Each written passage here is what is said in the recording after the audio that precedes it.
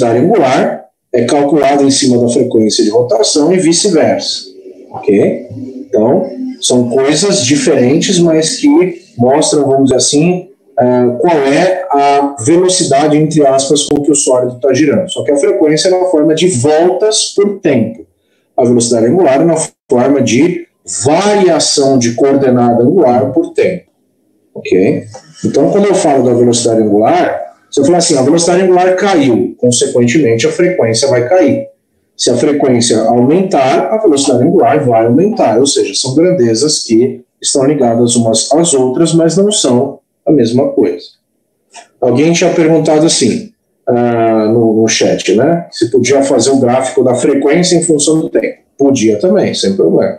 Tá? Então, para ficar mais elucidativo aqui, eu vou colocar também a frequência em RPM. Pronto, tá aí. Certo? Nesse eixo Y aqui eu vou colocar as duas coisas. Tá? A frequência e a velocidade angular. Afinal, o comportamento das duas é o mesmo. E no eixo X, obviamente, eu vou colocar o tempo, expresso em segundos. Pronto, tá aí. Ok, então, o que ele falou? Né? Vamos reler o enunciado lá. Que a frequência de rotação inicial é de 1.800 RPM. Então, o que acontecia com esse sólido, com essa pedra de esmeril? Essa pedra de esmeril desenvolvia um movimento uniforme, certo? Com uma determinada frequência de rotação, que a gente sabe que é quanto? Quanto que é a frequência aqui inicial? 1.800 RPM. Que corresponde a uma determinada velocidade angular inicial também, que a gente vai calcular daqui a pouco. Agora, num determinado instante, o que aconteceu? Aqui nesse ponto, o motor foi desligado. Então aqui, o motor é desligado. Tá lá. Beleza. Aí o que vai acontecer? O sólido para imediatamente? Não. Né? Então está escrito lá no enunciado. Depois que você desliga o motor elétrico do esmeril, ele demora 10 segundos, a pedra, né, de esmeril demora 10 segundos até parar, desenvolvendo um movimento uniformemente variado. Ou seja, o que vai acontecer é isso aqui. Vou dar uma régua que está bonitinha. O que vai acontecer é isso aqui, ó. Eu tenho uma desaceleração do sólido, de forma que no final o que vai acontecer é o repouso, né? O que acontece aqui nesse ponto? Nesse ponto aqui, o ômega é zero, ok? A velocidade angular final é zero, ou seja, o sólido para, entra em condição de repouso. Aí, mais uma informação. Do exato instante em que o motor é desligado, aqui, até o instante de parada completa, quanto tempo decorreu? 10 segundos. Pronto. Ok. Agora, você tem uma visão completamente diferente do exercício. E esse gráfico vai ser importante fundamentalmente também na resposta da letra C, certo? Então, na letra C a gente tem algumas coisas importantes a serem observadas. Bom, volto a dizer, pessoal, faça o gráfico, rascunhe o gráfico muda a sua visão do enunciado, ok? Bem, pronto, pessoal, então é isso que acontece com esse sólido. Então, agora a gente vai ver como que a gente proceder para resolver o exercício, ok? Então, vamos lá. Vou pegar aqui um rascunho, vou colocar as equações do MOVE, né? Só para a gente relembrar. Ó, vou colocar aqui no cantinho desse papel mesmo, só para a gente relembrar as equações do movimento uniformemente variado. Vou colocar aqui, ó, pronto, aqui nesse pedaço. As equações do MOVE, quais são? Θ é igual a θ0 mais ômega 0t mais 1 meio de alfa t quadrado. Ômega é igual a ômega zero mais alfa t, e a equação de Torricelli. Ômega ao quadrado, ômega zero ao quadrado, mais 2 alfa delta θ. Pronto. Tá aí. Ok.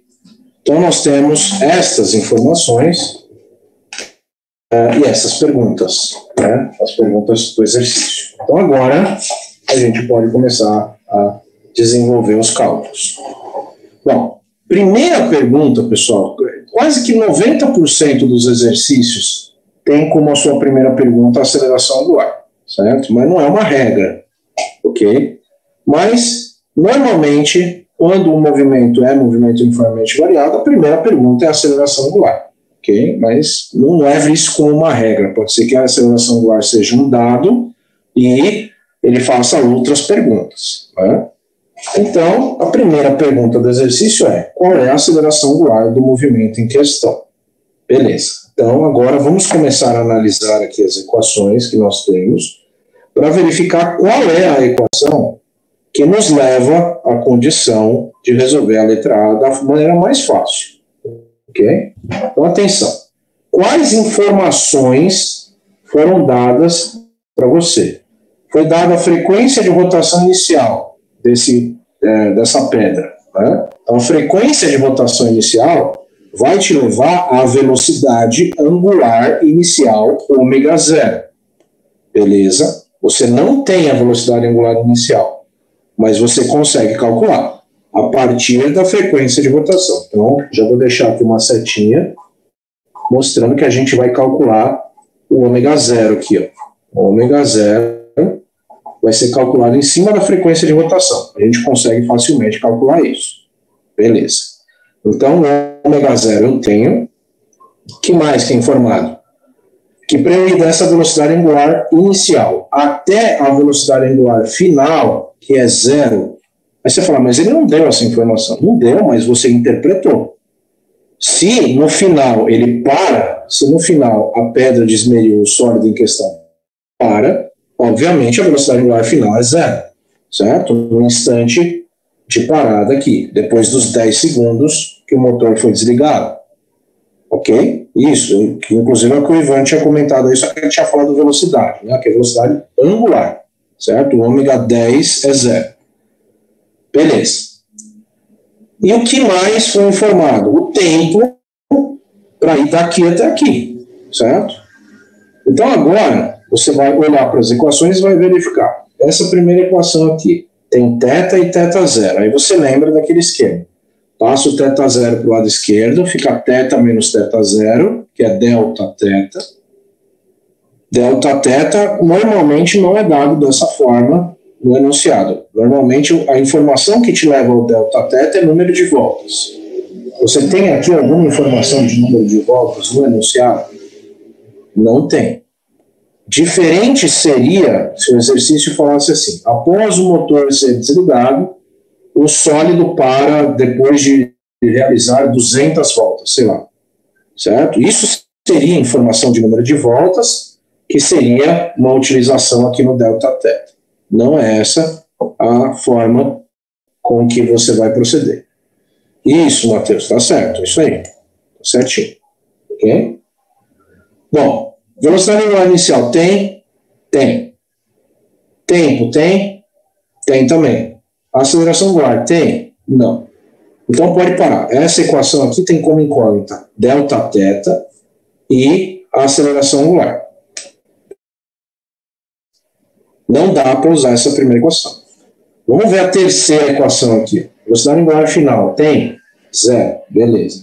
Velocidade angular inicial não tem, mas dá para achar. A gente vai achar daqui a pouco. Aceleração angular não temos, delta θ também não. Então pode parar. Essa equação aqui também não dá para usar. Ok? Então alguém tinha perguntado lá no primeiro horário da aula se dá para usar Torricelli. Não dá porque você não tem informação de número de voltas que te levaria a delta θ e também não tem aceleração angular. Então tá meio na cara, né? Qual é a equação aqui? É a do meio, certo? Ômega é igual a ômega zero mais alfa t. Ômega final tem? Tem, é zero. Ômega inicial tem? Não tem, mas dá para achar aqui. Nós vamos achar daqui a pouco. Aceleração angular incógnita, e o tempo para ir daqui até aqui, 10 segundos, acabou. Já era. Essa é a equação que você vai usar. Ok? Pronto. Então, antes de qualquer coisa, vamos calcular o ômega zero. O ômega zero é quanto? É 2π vezes a frequência F0.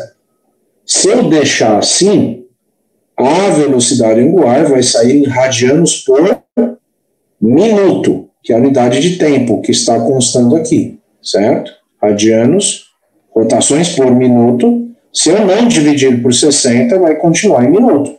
Então a velocidade angular vai sair em radiano por minuto, e aí na hora que eu misturar com esses 10 segundos, acabou, aí já era, aí ferrou tudo. Né? Então cuidado.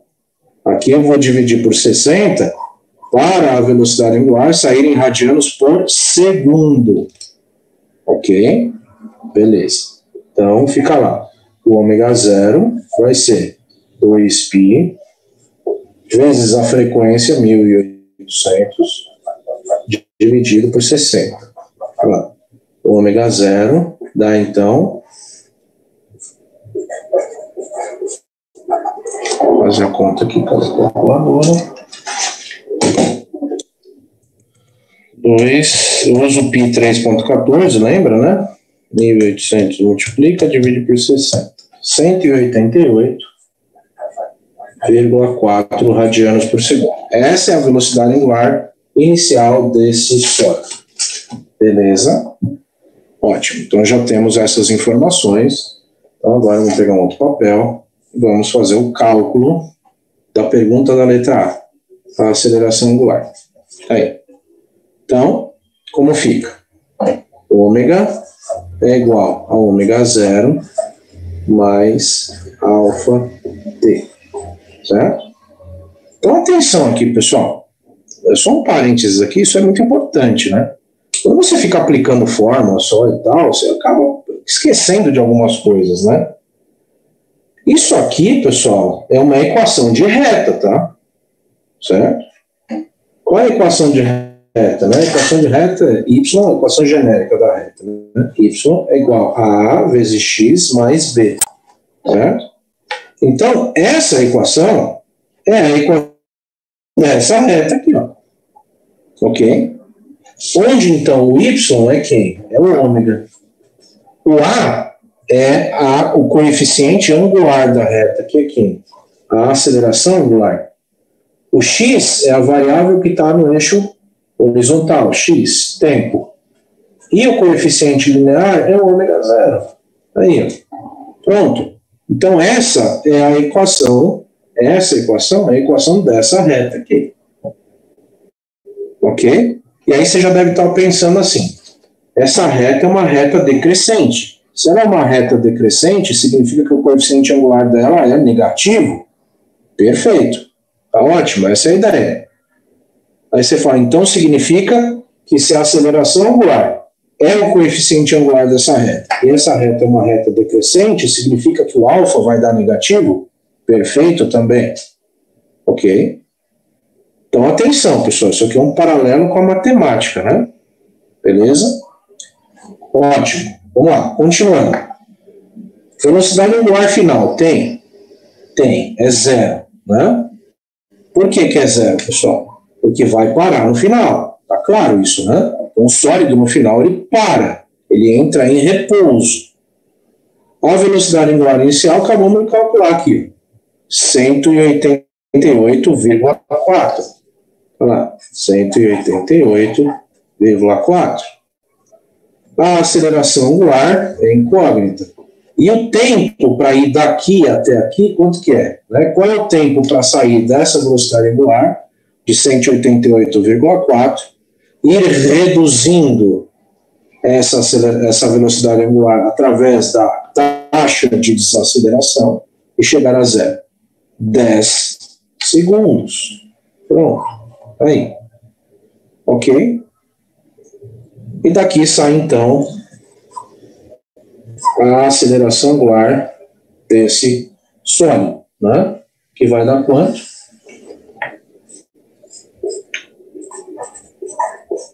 Que dá para fazer de cabeça, né? Ó, esse 188,4 está aqui, desse lado. Quando eu passo para o lado esquerdo, Ele fica negativo, porque eu passei subtraindo, certo? Deixa eu fazer aqui o cálculo, vai.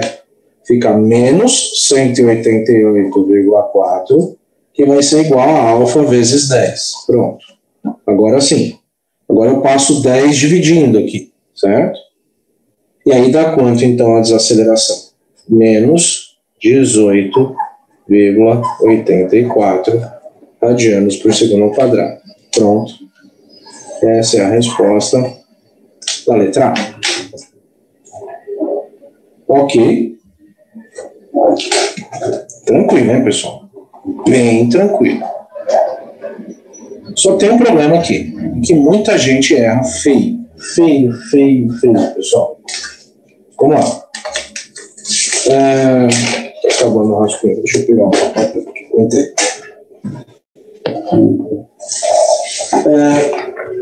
Alguns alunos, onde veio 188,4, ômega zero, Gabriel, calculamos aqui. A partir da frequência de rotação inicial, a gente calculou a velocidade angular inicial. Tá? Calculamos aqui.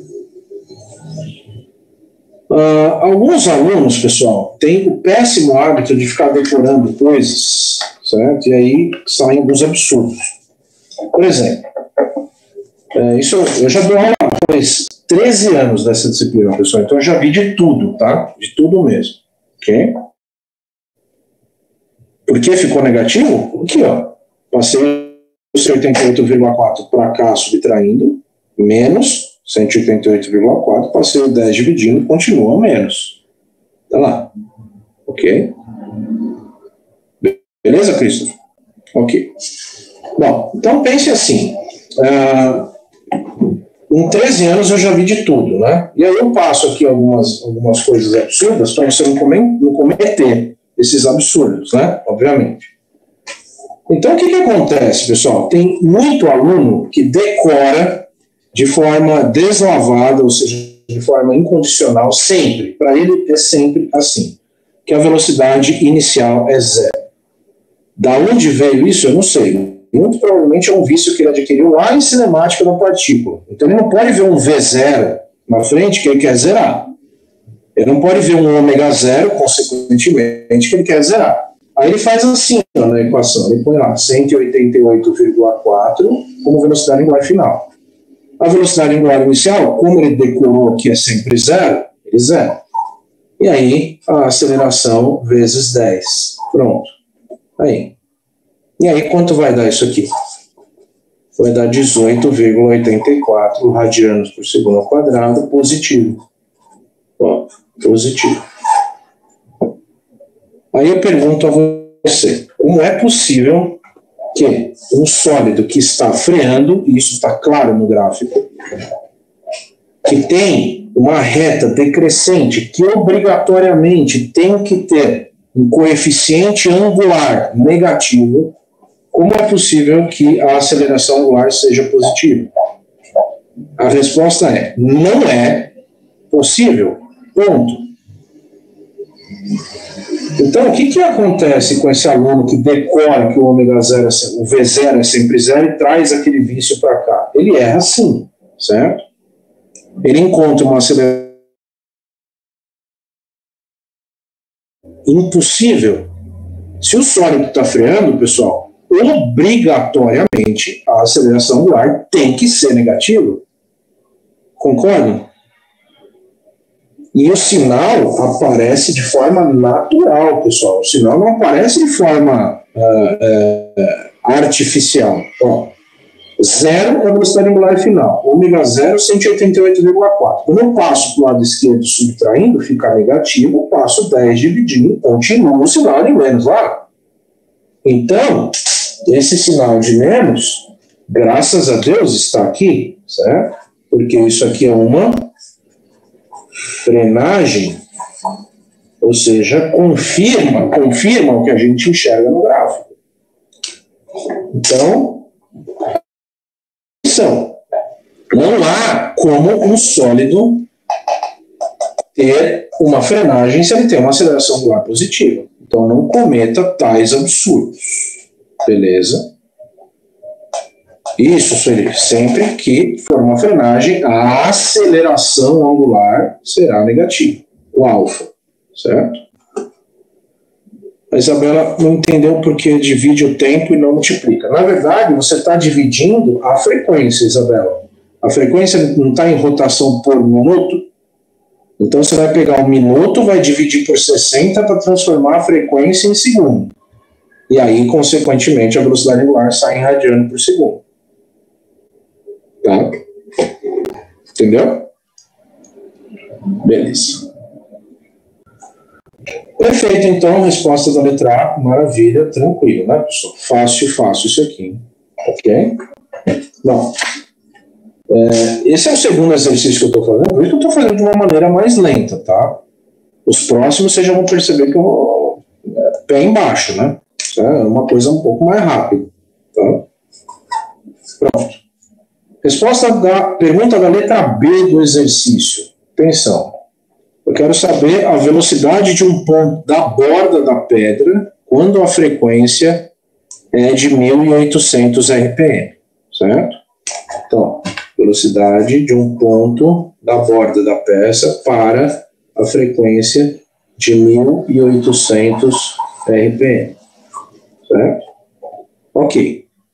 Então, atenção, pessoal. Essa frequência é a frequência de rotação inicial, certo ou não? O enunciado falou isso para nós. Então, quando ele fala para a frequência de 1.800 RPM, ele está falando para a frequência inicial que corresponde a esta velocidade angular inicial, certo?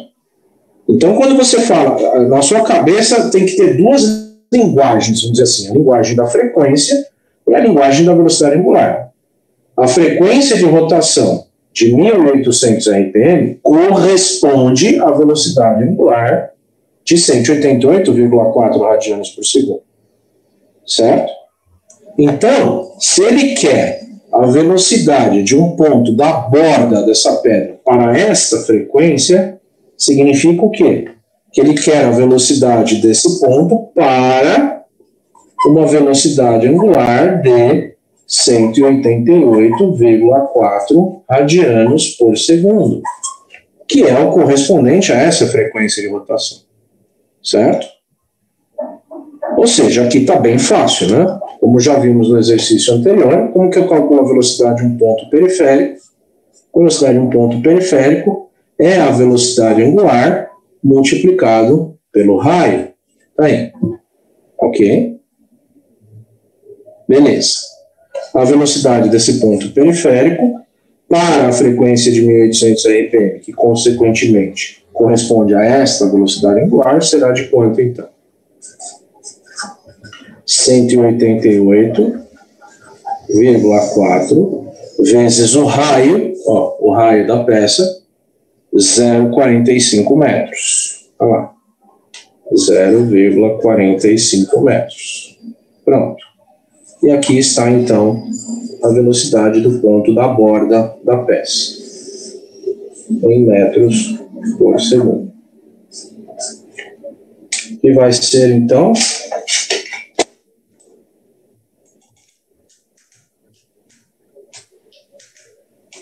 (84), é isso?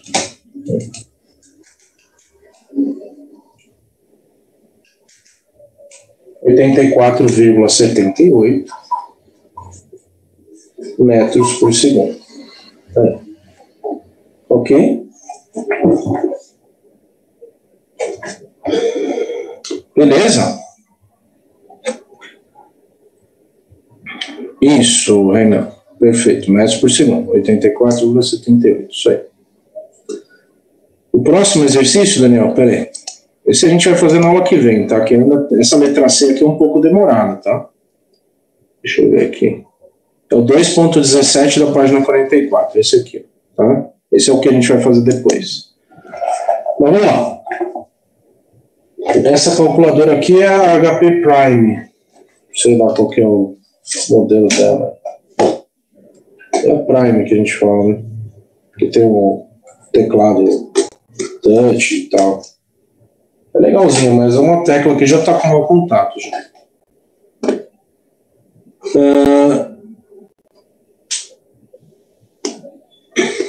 Vamos lá.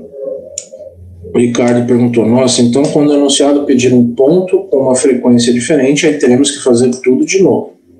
Isso. A pergunta do Ricardo. Se ele pedisse, por exemplo, a velocidade de um ponto para a frequência de 1500 RPM, por exemplo, você teria que calcular a velocidade angular correspondente a 1500 e jogar aqui. Não é tão demorado assim não, Ricardo. Não é grande dificuldade. Dificuldade agora é a letra C, certo? Agora vocês vão ver aqui. Na verdade é uma dificuldade conceitual. Pronto, está aí a resposta da letra B, está feito. Vamos então agora para a pergunta da letra C do exercício. Bom, na letra C do exercício, ele quer saber o quê? Na letra C do exercício, ele quer saber a aceleração desse ponto periférico para a frequência de 1800 RPM. Bem, pronto. Beleza? Ok. Então agora, atenção, pessoal. Como eu disse lá na aula do primeiro horário da aula, né?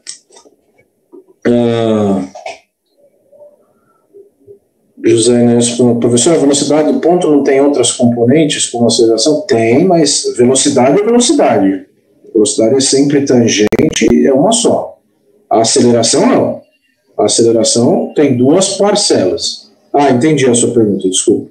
A velocidade não. A velocidade não tem componentes, ela é única. Você faz o cálculo e acabou. A aceleração que tem duas parcelas. Tá? Então, atenção, pessoal. Como eu mostrei para vocês, eu vou desenhar aqui de novo a mesma figura. Quando a gente tem um sólido girante, né, e, por exemplo, esse sólido desenvolve uma aceleração, por exemplo, nesse sentido, e nós temos um ponto, por exemplo, da borda dessa peça, desse sólido aí. Nós temos duas parcelas de aceleração. Estou repetindo, então, aqui o desenho. A aceleração tangencial desse ponto, e a outra parcela, que é a aceleração normal, certo? Já tinha falado isso agora há pouco. Agora que vocês vão entender que tem uma questão importante aqui. E como ele pede a aceleração do ponto, ele pede quem? A composição das duas, certo? Aí, a composição das duas, está lá. Ou seja, essa é a aceleração do ponto. O problema é, pessoal, nem sempre existe essa parcela de aceleração tangencial. Isso eu já tinha explicado lá na primeira aula, quando a gente falou dessa figura. E vou explicar aqui novamente. Quando é que existe parcela de aceleração tangencial? Fica muito fácil se você observar a forma com que ela é calculada. Ela é calculada como sendo a aceleração angular vezes o raio. Perfeito. Ou seja, fica claro que só existirá parcela de aceleração tangencial quando existir aceleração angular. Certo? Já tínhamos visto isso anteriormente. Guarde esta informação. E a parcela de aceleração normal? Quando é que a aceleração normal existe? Né? Se a aceleração normal é calculada como sendo o quadrado da velocidade angular pelo raio, sempre existirá velocidade angular quando existir, sempre existirá aceleração normal quando existir velocidade angular. Ok? E sempre existirá velocidade angular quando existir movimento. Certo? Vamos lá, Sueli, atenção. A parcela de aceleração tangencial só existe quando existir o quê? Quando existir aceleração angular. Certo? E quando existe aceleração angular? Quando o movimento é uniformemente variado, seja frenagem, seja aceleração. Se for um movimento uniforme, não existirá aceleração angular. Concorda? Se a aceleração angular for zero, a aceleração tangencial, consequentemente, será zero. Agora, a outra parcela de aceleração normal, a outra parcela, que é a parcela de aceleração normal, depende de quem? Depende da velocidade angular. Ou seja, existirá aceleração normal sempre que existir velocidade angular. Beleza? Agora, muita atenção aqui nessa observação. Então, a gente precisa calcular a aceleração do ponto, certo? Então, para a gente calcular a aceleração do ponto, como fica? A aceleração do ponto ao quadrado vai ser a parcela de aceleração tangencial do ponto ao quadrado mais a parcela de aceleração normal do ponto ao quadrado. Regra do paralelogramo, ou também conhecido como teorema de Pitágoras. Mostrei agora há pouco para vocês na aula no primeiro horário. Beleza? Ótimo. Agora, atenção aqui, pessoal. Agora, se você está fazendo conta, se você está fazendo outra coisa, para tudo que você está fazendo e presta atenção no que eu vou falar aqui agora. Observe para qual frequência está sendo pedida a aceleração do ponto. Para a frequência de 1.800 RPM. Agora vamos ao gráfico, pessoal. Atenção. Então, agora você vai entender por que o gráfico é importante. Se você não tivesse o gráfico, é quase impossível você enxergar isso aqui. Então, atenção. Se ele quer a aceleração do ponto para a frequência de 1.800 RPM, eu vou olhar no gráfico e vou enxergar aonde é que a frequência de 1.800 RPM está acontecendo. A frequência de 1.800 RPM acontece nesse gráfico em qualquer ponto contido nessa reta vermelha. E em qualquer ponto contido nessa reta vermelha, o movimento é uniforme, pessoal. Atenção, aqui o movimento era uniforme. Antes de você desligar o motor, o enunciado falava o quê? Que essa frequência de rotação era constante. Ó. Então, esse trecho vermelho do gráfico representa um movimento uniforme. Certo ou não? Em qualquer ponto contido nessa reta vermelha, se o movimento é uniforme, quanto vale o alfa aqui? O alfa vale 0. Por que eu estou explicando isso? Agora você vai entender.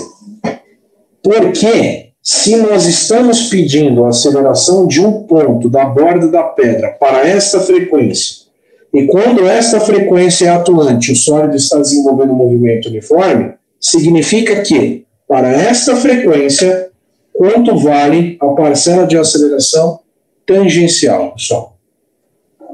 Respondam aí. Isso, Regis, perfeito. Isso, Ivan, ótimo. Perfeito, Isabela. Isso, Wesley. Maravilha. Vamos lá, pessoal. Retomando o raciocínio. Se, quando a frequência de rotação é 1.800 RPM, o sólido desenvolve um movimento uniforme, ou seja, a aceleração angular é 0, significa o quê? Significa que, se isso aqui é 0, quanto é a parcela de aceleração tangencial, pessoal? A parcela de aceleração tangencial vai ser 0. Aí, a tangencial, não a total. A tangencial vai ser 0. Agora, atenção. Preste muita atenção aqui agora. Não dispersa aí se você estiver perdido assistindo TV, sei lá. Se alguém te chamar, volta aqui a ideia. Você não pode perder esse raciocínio aqui. E se a pergunta fosse a aceleração de um ponto da borda da pedra para uma frequência de 1.700 RPM. 1.700 aqui no lugar de 1.800. Aí você vai lá no gráfico e fala assim, bom, se 1.800 está aqui, 1.700 está um pouquinho mais para baixo.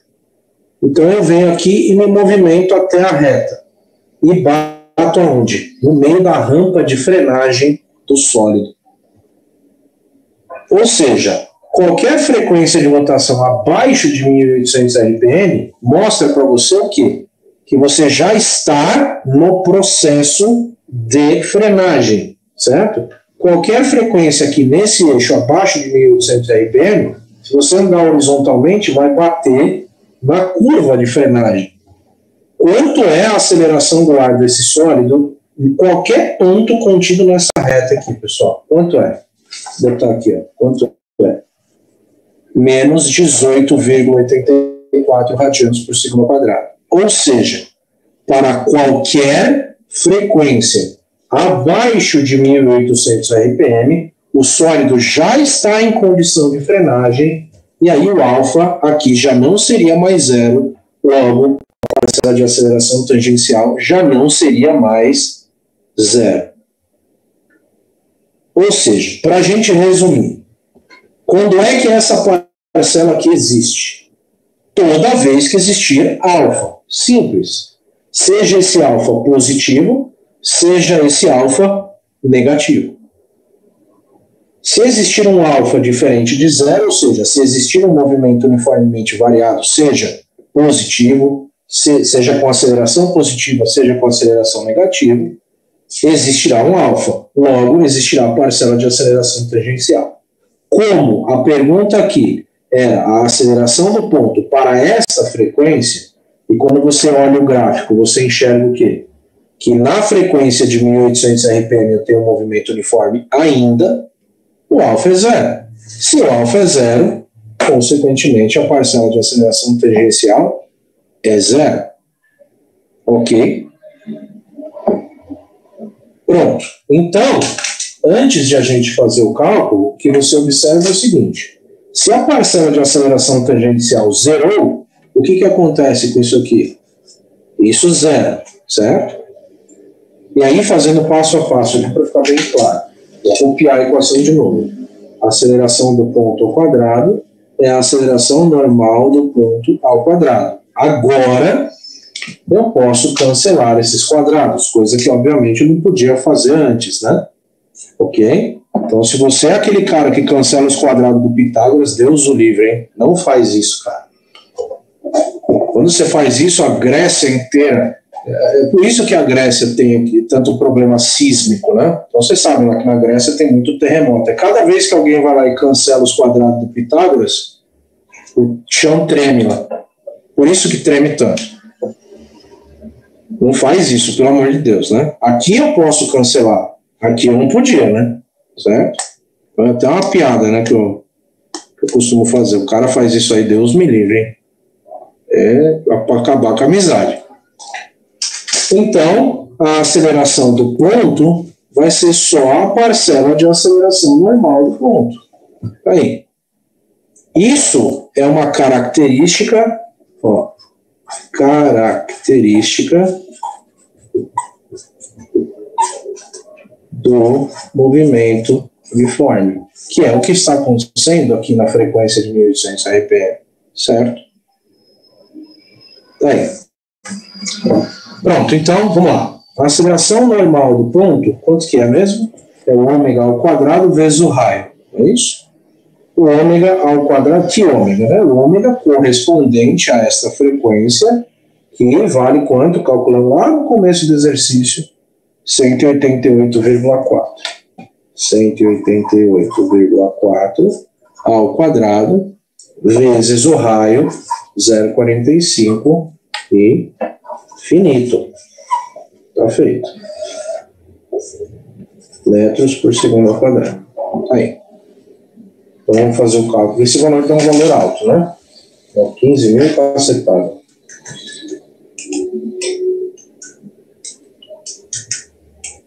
$15.972,55 metros por segundo ao quadrado.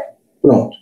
Então a aceleração do ponto é só a parcela de aceleração normal, que dá os 15.972,55 metros por segundo ao quadrado. Prontinho. Aí está. E essa é a resposta da letra C. Beleza? Ok. Isso, Renan. Perfeito. O Renan falou, né? Com o gráfico fica bem mais fácil, sem dúvida, Renan. Renan, desculpa, tem o Renan e o Reinan, quem falou isso foi o Renan. Sem dúvida, pessoal, o gráfico é fundamental aqui. Eu dificilmente imagino que você conseguiu enxergar essa questão sem o gráfico. Tá? Essa questão que eu digo do alfa ser zero e, consequentemente, a parcela de aceleração tangencial ser zero. Dificilmente você conseguiria enxergar isso sem o gráfico. Então, o gráfico aqui é importantíssimo. Beleza? Ok. Perguntinha extra. Vamos lá. Tem meia hora de aula aí. Eu vou explicar lá das tarefas daqui a pouco. Calma, relaxa. Não esqueci, não. Ó, pergunta extra.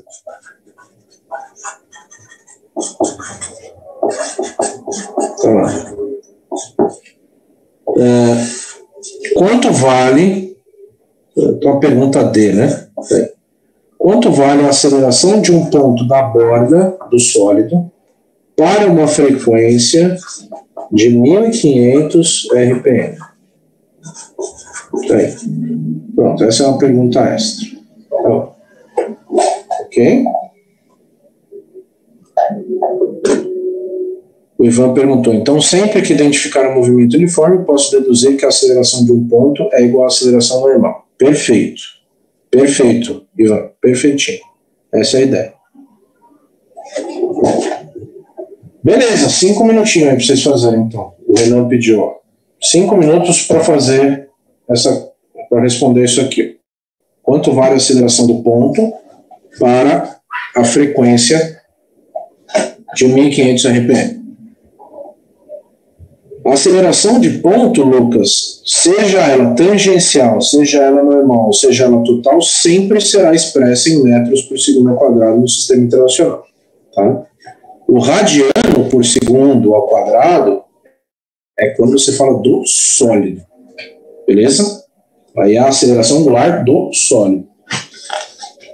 Pediram para eu voltar aqui na equação. Aqui. Tá aí.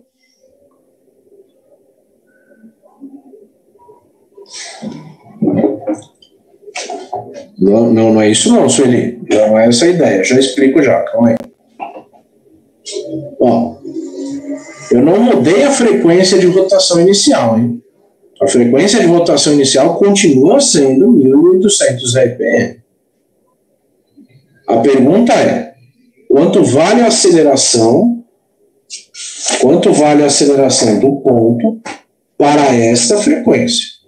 Ou seja, o sólido continua freando, partindo dos 1800 RPM, vai frear no mesmo tempo, com a mesma aceleração do ar, tudo certinho.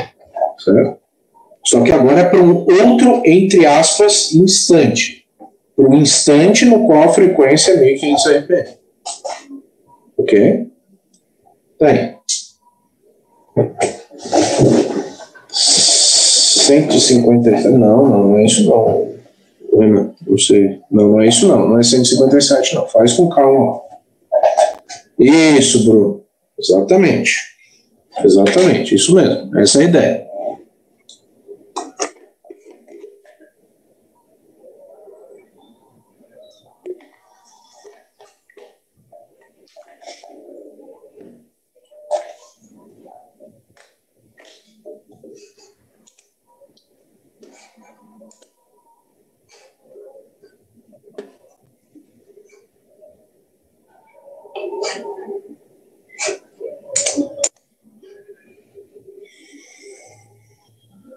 Não sei se é esse valor, William.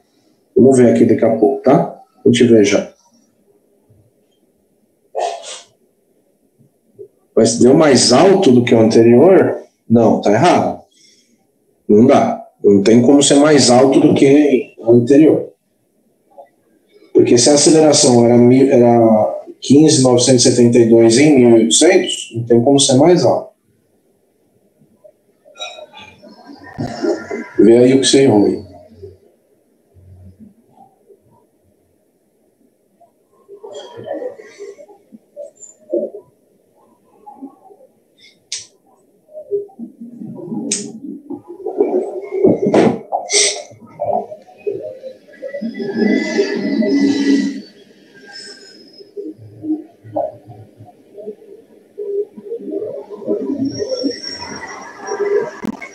Pessoal, o alfa continua o mesmo, não muda. O alfa é o mesmo. O alfa continua sendo os menos 18,84. Não muda o alfa. A condição inicial não mudou, hein? Atenção.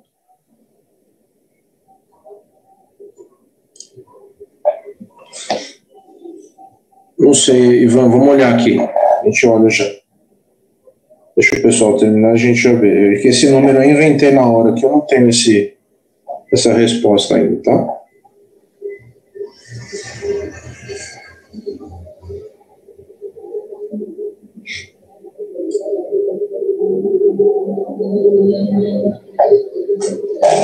Bom, vou começar a fazer o cálculo aí, alguns já chegaram.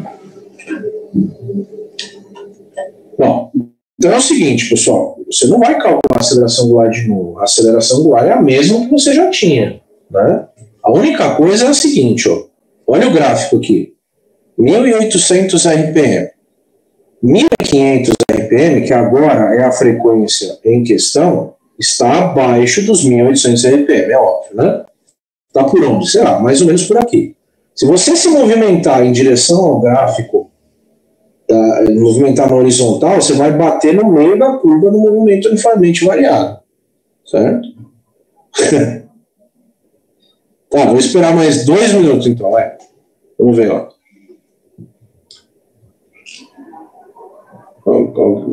Alguém pediu aí para esperar um pouquinho mais. Tá, vou esperar mais um pouco então. Enquanto isso, eu vou pôr nas fórmulas aqui, tá bom? Bom, só para escrever aqui. Aceleração do ponto quadrado, aceleração tangencial do ponto ao quadrado, mais aceleração normal do ponto ao quadrado. Tá aí. Beleza.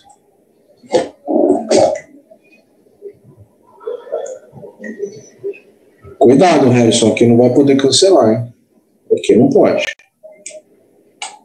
Aqui não pode cancelar os expoentes.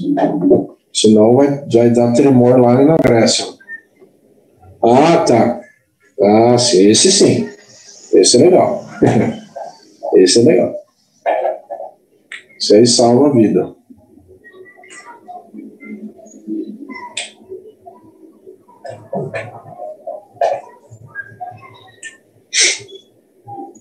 Eu vou fazer os cálculos separados. Vou só mostrar os cálculos aqui para a gente fazer. Aceleração tangencial do ponto, alfa vezes o raio. E a aceleração normal é o ômega ao quadrado vezes o raio. Tá aí, só para estruturar aqui. Não, Daniel. A aceleração normal não zera, não. Quando a frequência é de 1.500 RPM, ele já chegou no repouso? Não, né? Ok. Pronto, então vamos lá. A aceleração tangencial do ponto, quanto que é? Então, a aceleração tangência, então, lembra, tem duas parcelas de aceleração. Agora vamos observar aqui a aceleração tangencial do ponto. Para a frequência de 1.500 RPM, você vai lá no gráfico e pensa assim, eu vou me movimentar na horizontal e vamos ver onde bate. Certo? Vai bater no meio da curva de frenagem.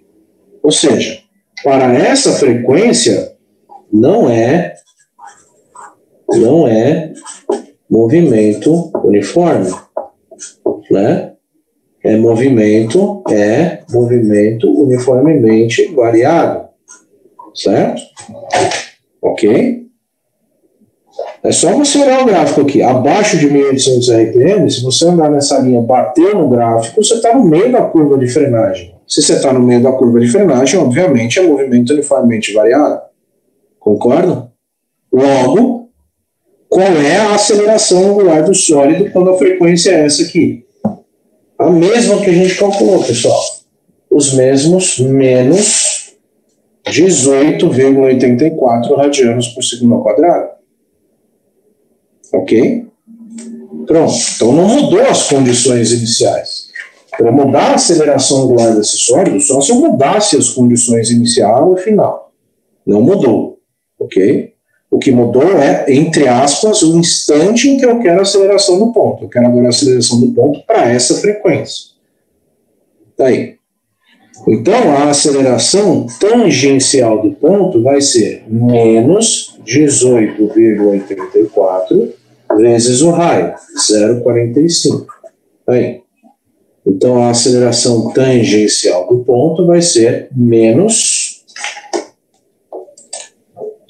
18,84 multiplica por 0,45, 8,48.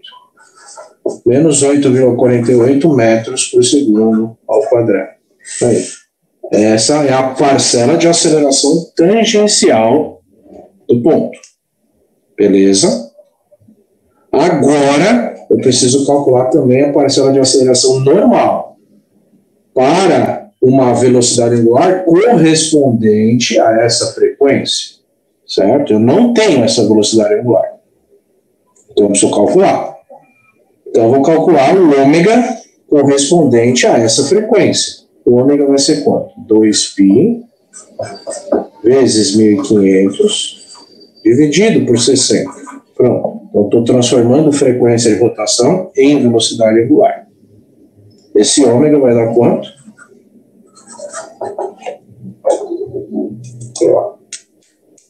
Vezes 3,14, 1.500 multiplica, 60 divide. 157. Ah, tá. Alguém tinha falado em 157. É a velocidade angular. Beleza. Mas aí não era a resposta. Isso. Acho que é isso, o Renan tinha falado. 157. Tá lá. Pronto. Então, a aceleração normal do ponto vai ser 157 ao quadrado vezes o raio, 0,45. Que então dá uma parcela de aceleração normal de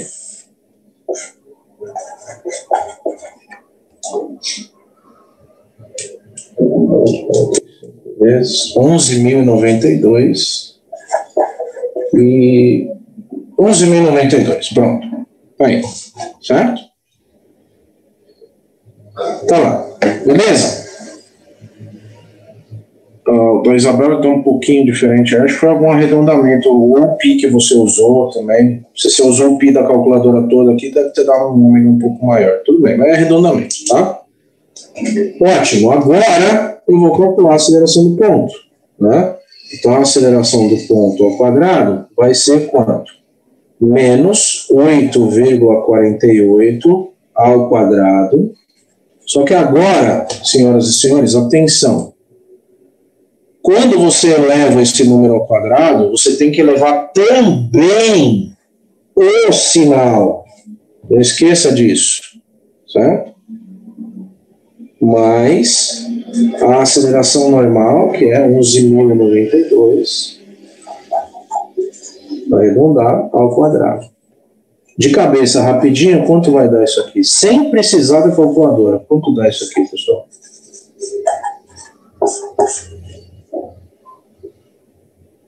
11.092.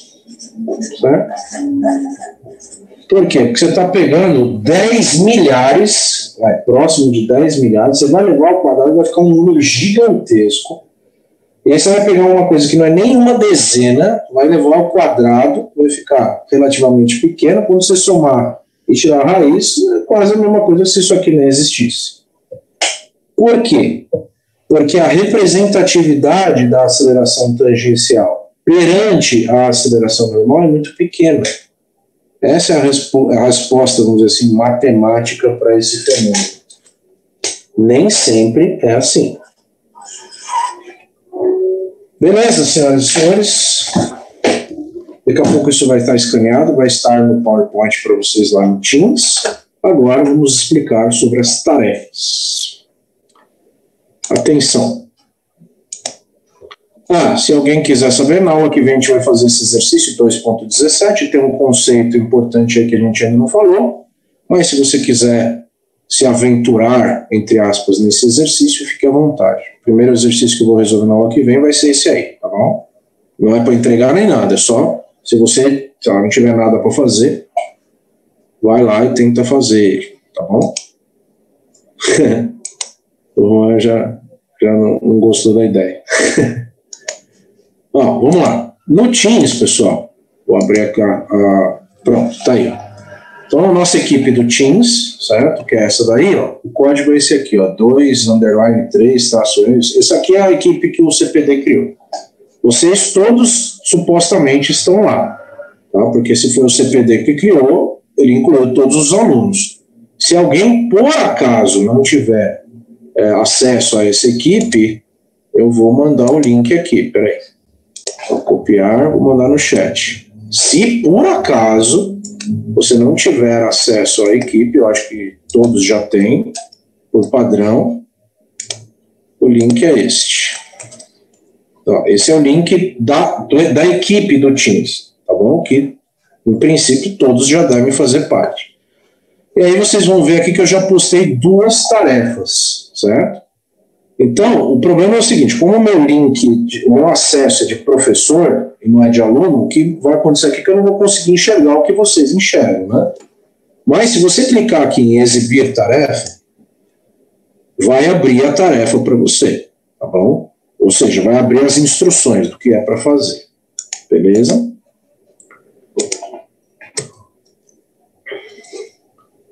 Isso, tá escrito lá, Lucas. Vamos lá, você vai ver. Tem aqui as informações, quer ver?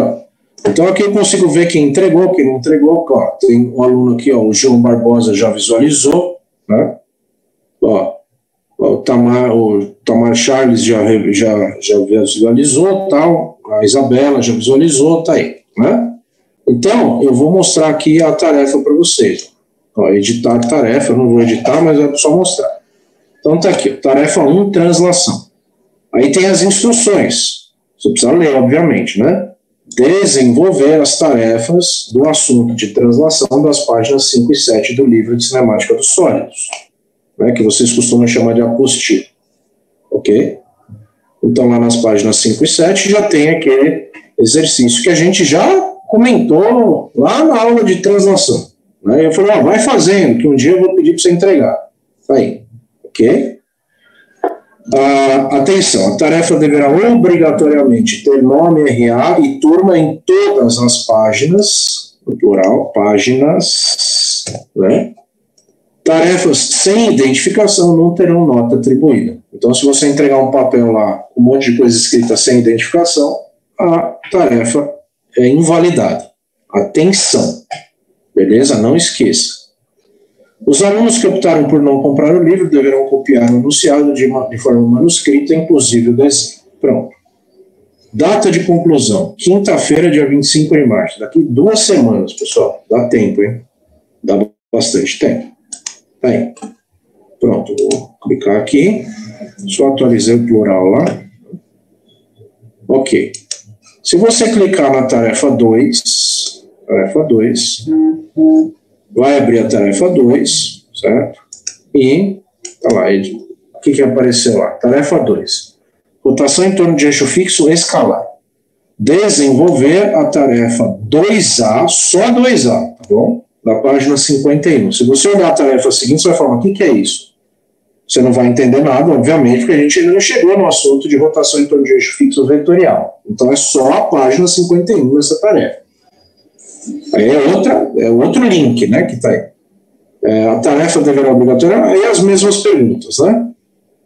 Ok? Nome real, tarefa sem identificação, pá, beleza. Ok? Pronto, é isso, pessoal.